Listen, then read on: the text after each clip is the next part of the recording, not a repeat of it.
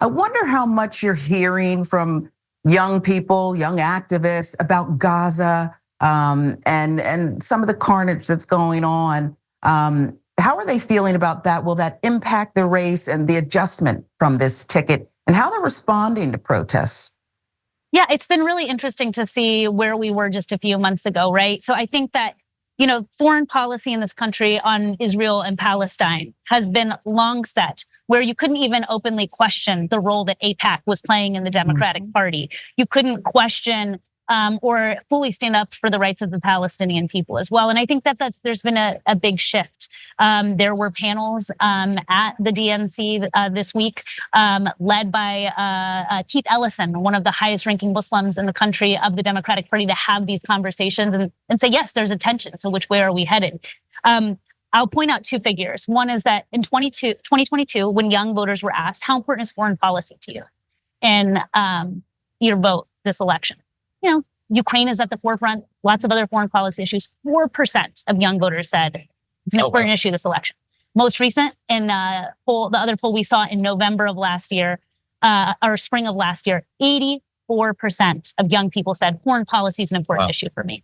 Now, and that's probably not being driven by Ukraine. And that's mostly being driven by young people being really concerned about Gaza. Now, you only get 4% back then, and that number's shrinking actually, that say this is going to be my top issue that I vote on. So what we need to know is that it's an important issue and that the Democratic Party, people are pushing and moving, and that there's different views and opinions in a party where there used to not be even different views and opinions about how to move forward on the issue. So, we took a stance as an organization to call for a ceasefire and, of course, release of all the hostages, and to stand where most young people are at on this issue.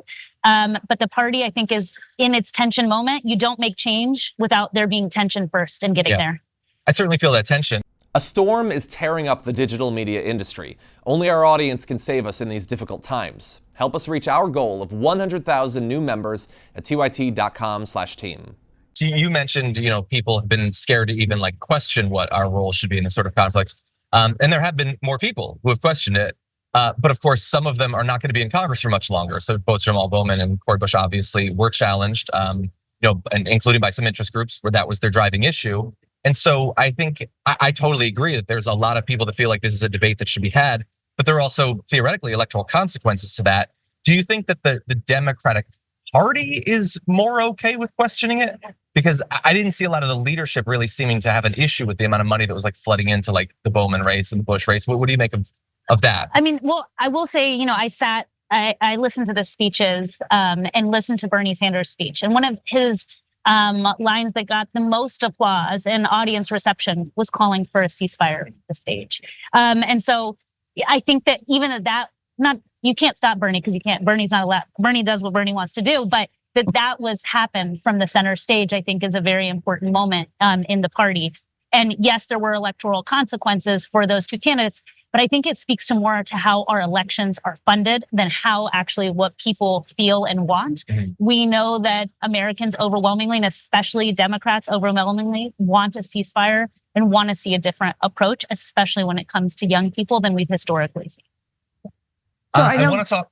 Oh, Sharon, sorry. Oh, sorry. Are we moving on? I just wanted to talk about the age thing and why Joe Biden, who Kamala Harris is part of his administration. It's Biden-Harris, but what is it about her? I think I know what it is about Governor Walz that suddenly had this shift and this energy with the youth activists and their potential vote that they said, suddenly we're all in. And I know it's not that simple, but what is it? What are you hearing about what they love about her and him?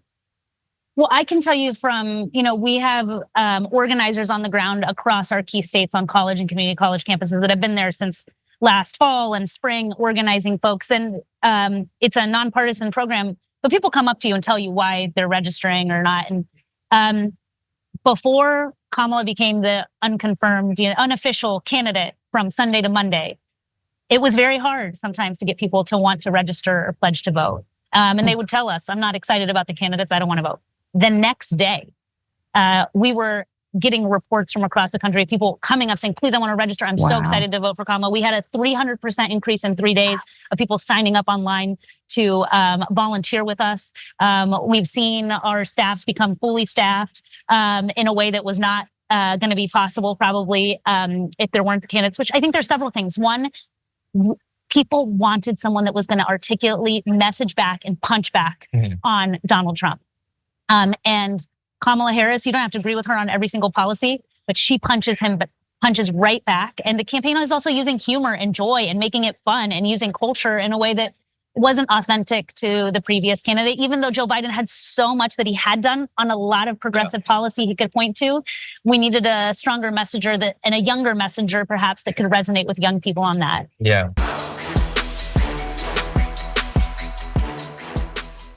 Thanks for watching our video. Did you know that you can support our show by becoming a subscriber?